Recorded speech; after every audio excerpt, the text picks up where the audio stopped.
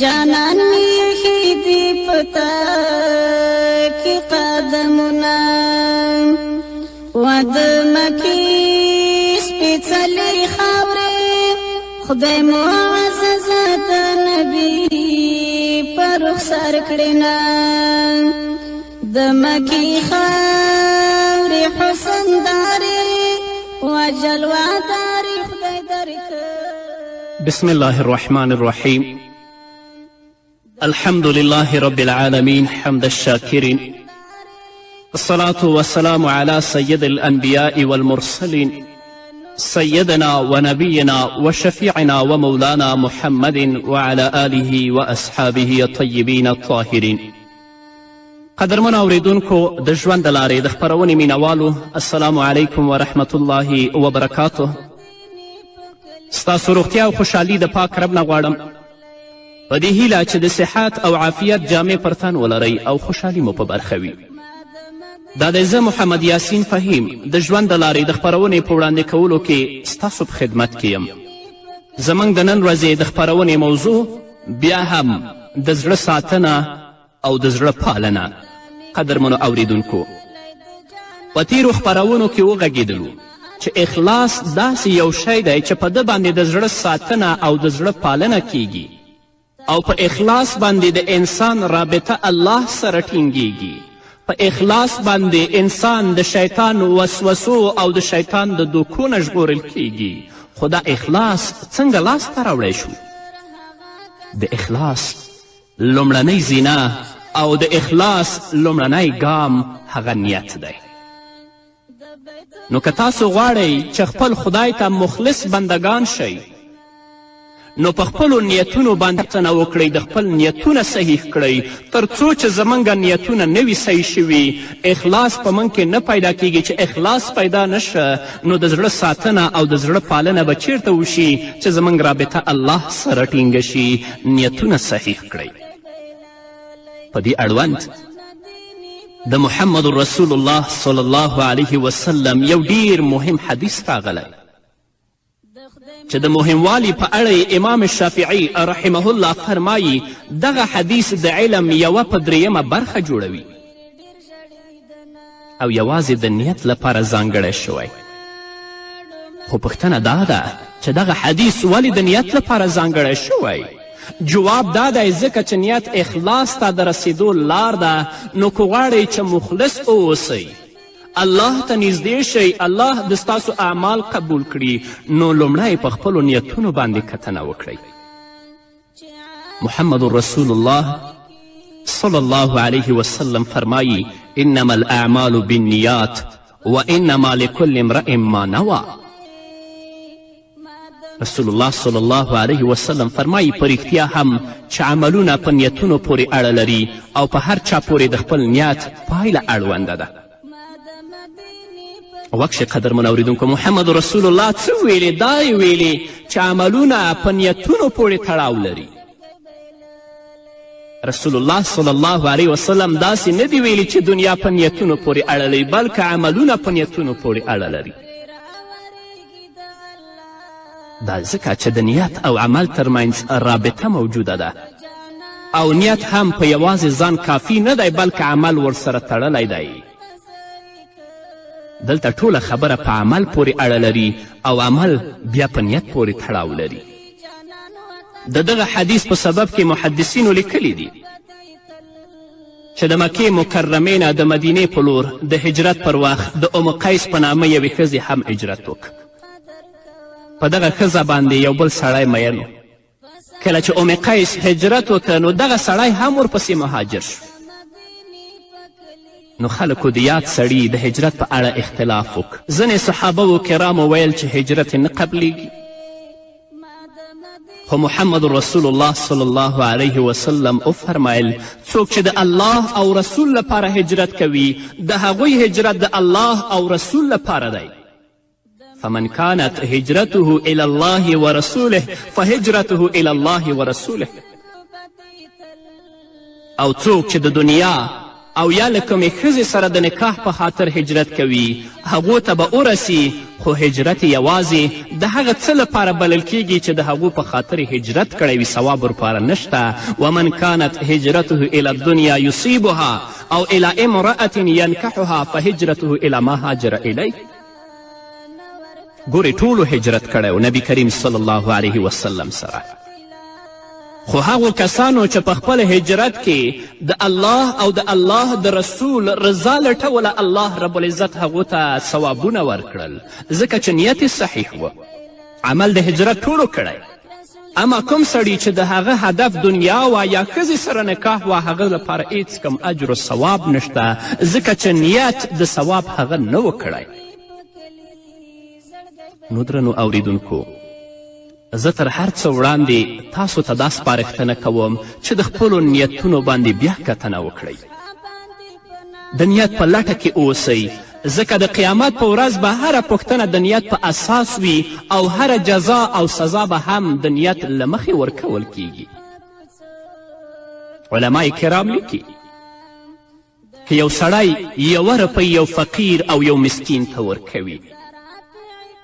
خو د هغه نیت دا وي چې دا روپۍ زه د فقیر او مسکین ته ورکوم چې الله زمانه راضي شي او الله ویلی دی چې تاسو فقراو او مساکینو سره مرسته وکړئ الله رب العزت به دا انسان د آخرت په ورځ د خپل د رحمت د سوري لاندې ودروي ځکه چې نیت یې صحیح دی او که بل کس په لکونو روپۍ ویشي او خلکو ته ورکوي خو هغه نیت د ثواب نه لري دا نیت د هغه په زړه کې نشته چې یو مسلمان سره همدردي کول فقیر او مسکین باندې شفقت کول هغو سره مرسته کول په دو باندې الله راضي کیږي دا په نیت کې نشته داس انسان لپاره هیڅ اجر او ثواب نشته بلکې الله به ترې پوښتنه کوي نو راځئ قدرمنو اوریدونکو چې خپل نیتونه صحیح کړو بیا بدنیتي د خپل د زړونو نه وباسو تر څو الله رب العزت اخلاص زموږ په زړونو کې پیدا کړي چې اخلاص پیدا شه د زړه ساتنه او د زړه پالنه وشوه چې د زړه ساتنه او د زړه پالنه د وشوه الله سره د رابطه ټینګیږي د شیطان سره د رابطه شلیږي شیطان کله هم تا نشي دوکه کولی دا کامیابي د دنیا او د آخرت ده دې نه اوچته کامیابي نشته الله دې زموږ نیتونه سم کړي علما کرام لیکي لکه څنګه چې علم زده کوئ دغه راز نیت هم زده کړئ تاسو ته وایم قدرمنو اوریدونکو آیا په تاسو کې به تر اوسه پورې کوم چا نیت زده کړی وي او که یې اوس زده کوي نو څرنګه به زده کوي علم کوو خو نیتونه بد دي څو نشو حسد زموږ په زړونو کې پروت کینه زموږ په زړونو کې پرته بدنیتي زموږ په زړونو کې پرته الله ته به څه ځواب ورکوو اخلاص د کوم ځای شي نو چې نیتونه خراب دي اخلاص نشته چې اخلاص نشته د زړه پالنه او ساتنه نه ده شوې رابطه د الله سره ټینګه نه ده د الله نه وویرېږه رابطه د شیطان سره ټینګه ده راځه نیت دې سم کړه چې اخلاص پیدا کړي چې رابطه د الله سره ټینګه شي پرېږده دا بدنیتي پرېږده دا حسد پرېږده دا نفاق پرېږده دا بغض عداوت تاسو ته وایم درنو اوریدونکو دا دومره ستونزمنه خبره نه ده پیل یې کړئ 3 څیزونه نیت ته اړتیا لري اول عبادتونه دویم د ژوند چارې دریم هغه چارې چې د درسره کولو توان نه لرو خو موږ باید په دې باندې پوه شو چې په دغه 3 برخو کې څنګه نیت وکړو او په دغه 3 برخو کې نیت څه ارزښت لري په دې باندې باید ځان پوه شو چې الله مخلص بندگان شو لومړی نیت په اطاعتونو او په عبادتونو کې دی تاسو ته وایم له نیته پرته یو ګام هم مه اخلئ د بیلګې په توګه که تاسو مدرسې ته ځئ که تاسو جماعت ته ځئ که تاسو حج ته ځئ که تاسو عمرې ته ځئ یا په بل سفر باندې روانیږئ بغیر د نیته د کور نه یو قدم هم مه اخلئ کله چې د کوره ته اوځې د مدرسې په لور نو دا نیت وکړه چې زه مسلمان یم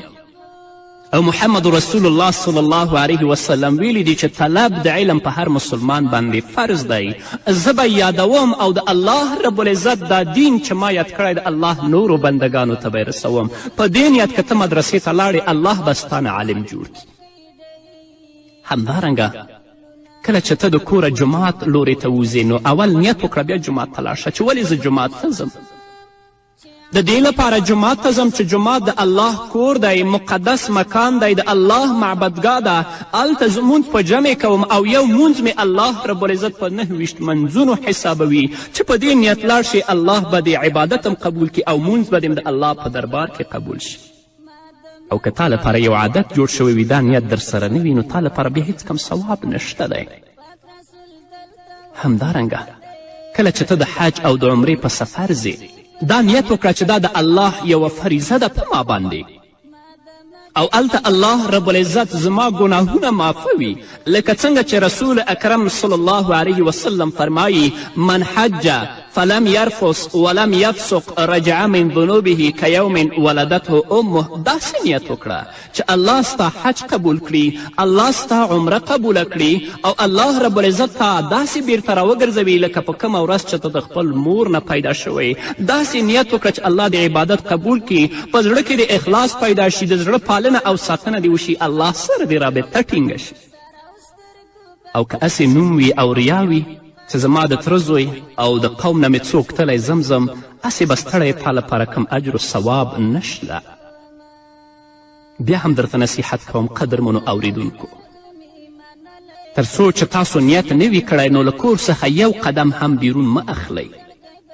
او دا خبره داسې په خپل ذهنونو کې ځین نشینه کړئ لکه تړون چې تاسو کړی وي. زه درته نیت کول ښیم دا چې موږ به څنګه د اخلاص دروازې پیدا کوو، څنګه به ځانونه مخلص او پاک جوړوو، نیت به څنګه پیدا کوو. په دې ټولو پوښتنو به یو بل پسې انشاءالله خبرې کوو. علما کرام لیکي چې تابعی ته یو بل کس راغی، هغه ته ویلې راځه چې یو صحابي وفات شوی د هغه جنازې ته ورشو.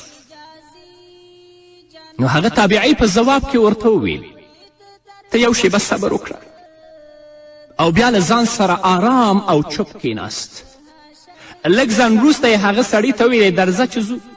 هغه بل سړي ترې وپوښتل ته ولې تر ځنډه له ځان سره چپ کیناستې؟ تابعي ورته ویلې د ځان لپاره مې نیت جوړوه. ښه نو اوس تاسو ووایئ چې هغه تابعي به له ځان سره څنګه نیت جوړوه؟ ښایي هغه به له ځان نه پوښتل چې ولې په دغه جنازه کې ګډون کوي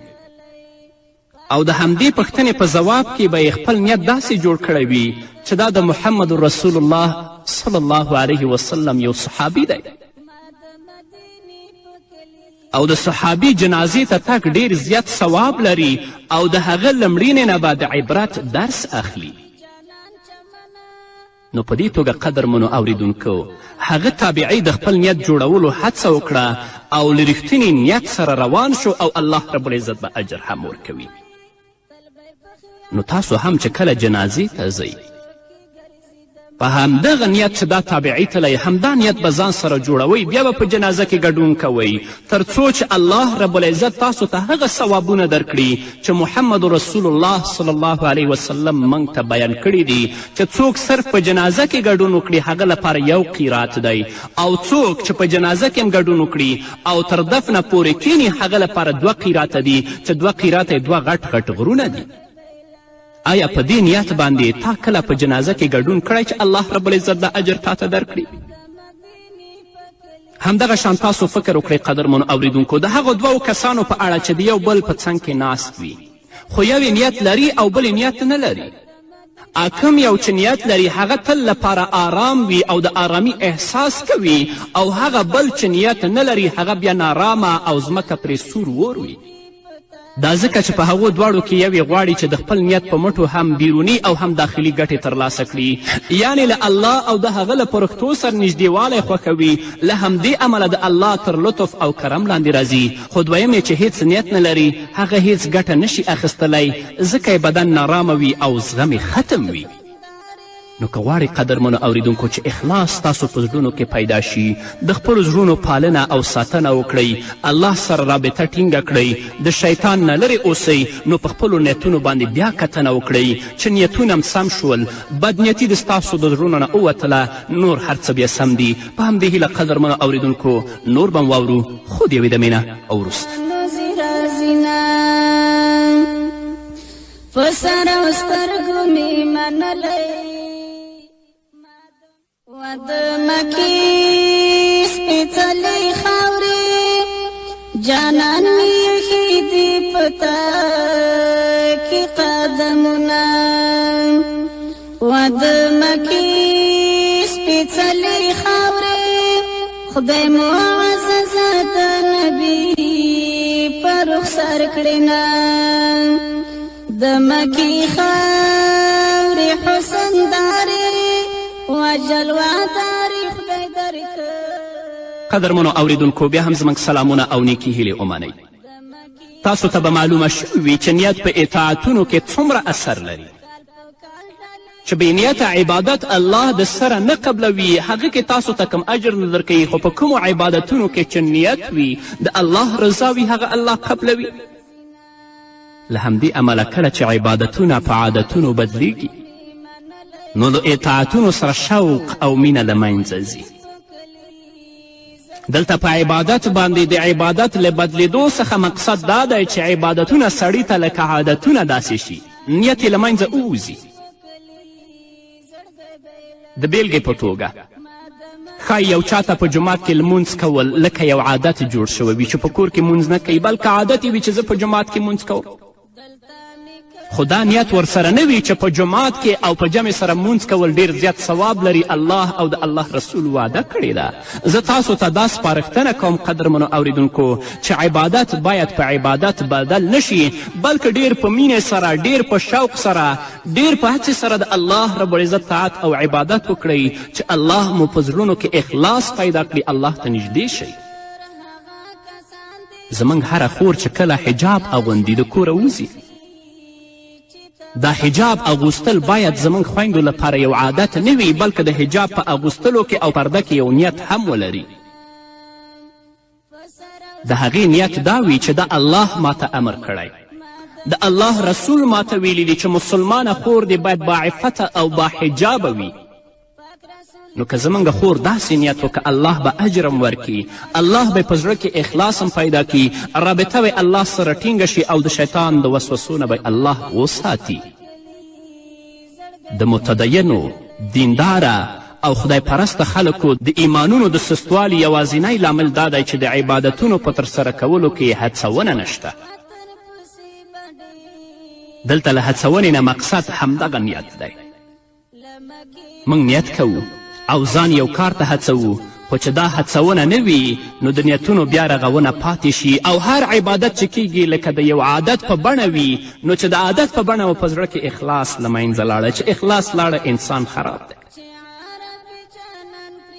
که تاسو ولیدل قدرمنو اوریدونکو چې یوې خور حجاب ته مخه کړه، یعنی محجوبه شوه، ښایسته جامې واغوستې، خو وروسته الله نخواسته له حجاب نه لاس وکښ، نو دا په طبیعي توګه نه یوازې یوه ستره ګناه ده بلکې د خدای د قهر او غضب لامل هم کیږي. خو اصلي خبره دا ده چې دغې ښځې ولې حجاب ته مخه کړه او ولې بیرته حجاب پرېښوده. کیدای شي په لومړي سر کې دغې خور په اخلاص سره او پاک نیت سره حجاب اغوستی وي. زه دا نه وایم چې له لومړي سره به بې اخلاصه وي، ښایي په پوره صداقت به د الله د رضایت لپاره حجاب اغوستی وي. خو دا چې ولې حجاب لرې کړی، اصلي پوښتنه همدا ده چې ولې لرې کړی. دا یې ځکه لرې کړی چې خپل دغه نیتونه دې خور هیر کړل، نو ورسره یې سم حجاب هم هیر که. په سر کې چې دې حجاب اغوستی و د دې مقصد دا و چې زه په فتنه کې ونه غورځېږم او نور هم په فتنه کې وانه چوم. دا الله ماته ویلي چې ښایسته جامې واغونده، محمد رسول الله راته ویلي چې ښایسته جامې او حجاب واغونده، خو اوس چې حجاب لرې کړی هغه نیت چې دې درلوده هغه نیت یې هیر که. نه خویندو، په کم نیت باندې ښایسته جامې اغوندئ، په کم نیت باندې چې تاسو ښایسته حجاب اغوندئ، خپل نیتونه مه لرې کوئ، مه هیروئ. چې نیتونه هم هیر نه کړل کله به تاسو د خپل حجاب هیر نه کړئ، ځکه چې نیت در سره و اخلاص به وي، چې اخلاص و رابطه به الله سره ټینګه وي، د شیطان د وسوسو نه به الله رب العزت تاسو ژغوري. که دغې خور هره ورځ له ځان نه پوښتلی وی چې زه ولې حجاب کوم او خپله پوښتنه یې داسې جواب کړې وی چې د خپل رب د اطاعت په خاطر د محمد رسول الله صلی الله علیه وسلم د پیروي په خاطر له مؤمنو ښځو سره د تشبیه په خاطر له خدای څخه د شرم او حیا په خاطر د الله د رضایت په خاطر حجاب کوم او که هره ورځ خپل دغه نیت په خپل زړه او فکر کې وپالي نو د بې حجابي کېدو په ځای به خپل حجاب کې نوره هم مخلصه شي. خو زموږ خویندې چې حجاب پرېږدي کله په ځانګړې توګه ودونو ته روانیږي دا د دې په خاطر چې دوی نیتونه نه لري. نه خویندو راشئ د خپلو نیتونو باندې بیا کتنه وکړئ چې تر څو الله رب العزت د ستاسو نه راضي شي په زړونو کې هم اخلاص الله پیدا کړي. هغه ځوان چې په جومات کې لمونځ کوي او دا خپل عادت ګرځولی هغه باید جومات ته تر روانېدو وړاندې د خپل نیت کتنه وکړي تر څو د الله په عبادتونو او اطاعتونو کې مخلص پاتې شي. دې لپاره جومات ته ځم چې په جومات کې مونځ جمع سره وکړم، یو مونځ مې په 9 منځونو بدل شي، الله راته په هر قدم چې زګدم زما یو ګناه معاف کړي او یوه نیکي راته ولیکي. که دا نیت دې ځوانه وکړه الله به دې مخلص بنده جوړ کړي، رابطه به دې الله سره ټینګه شي، د زړه ساتنه او د زړه پالنه به دې وشي او که دا ستا لپاره یو عادت وي نو تا لپاره به هیڅ هم نشته. نو ای ځوانانو په تاسو کې به د کم یو عبادتونه تر 30 کلنۍ او یا تر هغو وروسته پورې په دې شکل ادامه پیدا کړي. د کمې خور اطاعتونه او عبادتونه به تر ودېدو او مور کېدو وروسته پورې په همدې شکل پاتې شي، یا به په شاته تګ وکړي. نه ځوانه، اوس چې مخلص شوې د خپل نیت دې صحیح که تل لپاره په خپل ژوند کې همداسې نیت کوه چې در مرګ آخري سلګیه پورې الله ته مخلص اوسې، رابطه دې الله سره ټینګه اوسي. همدارنګه ته هم ګرانې خورې چې اوس دې د خپل نیت باندې بیا کتنه کړې، مخلصه بنده د الله جوړه شوې، په خپلو نیتونو باندې تل لپاره کتنه کوه چې د مرګ آخري شیبو پورې الله ته مخلصه یې او نیت دې صحیح وي. په شا مه راځه، څوک به له الله سره په خپله کړې ژمنه ټینګ پاتې شي، څوک به خپل اخلاص زیات کړي. ښایي په موږ کې به ډیر کسان د خپلو ایمانونو قوي کولو ته اړتیا ولري، څوک به په خپل اخلاص کې ټینګ پاتې شي او څوک به خپل ایمان زیات کړي. نو راځئ قدرمنو اوریدونکو چې په نیت باندې پوه شو،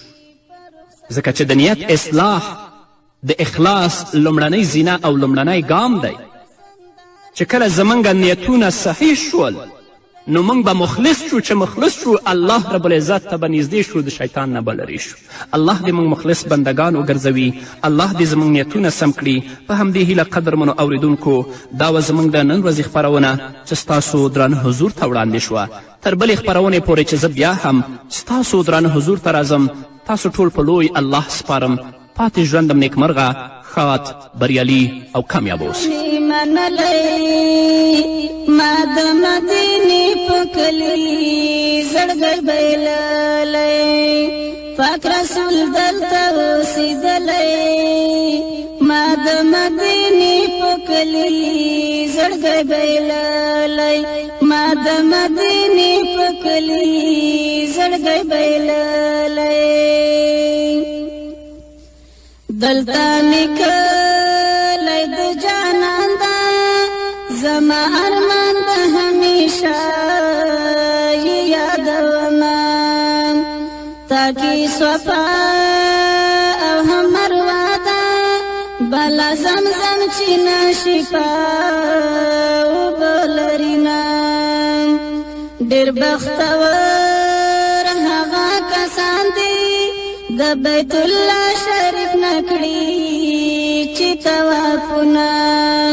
د بیت الله شریف نه کړي چې طوافونه. فسر او سترګو مې منلی، ما د مدینې په کلي زړګی بایللی، پاک رسول دلته اوسېدلی. ما د مدینې په کلي زړګی بایللی، ما د مدینې په کلي زړګی بایللی. د خدای محبوب ترې مسافر شو، د خپل وطن پسې به ډېر ژړېدنه. له مکې لاړو مدینې ته، انصارو وشیندل ګیډۍ ګیډۍ ګلونه. د یثرب نوم پرې مدینه شوه چې عرب جانان پرې کېښول قدمونه چې عرب جانان پرې کېښول قدمونه په سره مې منلی ما د مدینې په کلي زړګی بایللی پاک رسول دلته اوسېدلی ما د مدینې په کلي زړګی بایللی ما د مدینې په کلي زړګی بایللی د حجاز خاوره پرې ښایسته شوه پرې راورېږي د الله پاک رحمتونه دا د جانان د هجرت کور ده د زړو ټکور ته سړی کله هېرومه د مدني جانان وطنه په سر او سترګو به دې تل قدر کومه په سر او سترګو به دې تل قدر کومه په سر او سترګو مې منلی ما د مدینې په کلي زړګی بایللی پاک رسول دلته اوسېدلی ما د مدینې په کلي زړګی بایللی ما د مدینې په کلي زړګی بایللی د مدني جانان وطنه په سر او سترګو به دې تل قدر کومه د حجازي جانان مسکنه خاورې د در په رنجه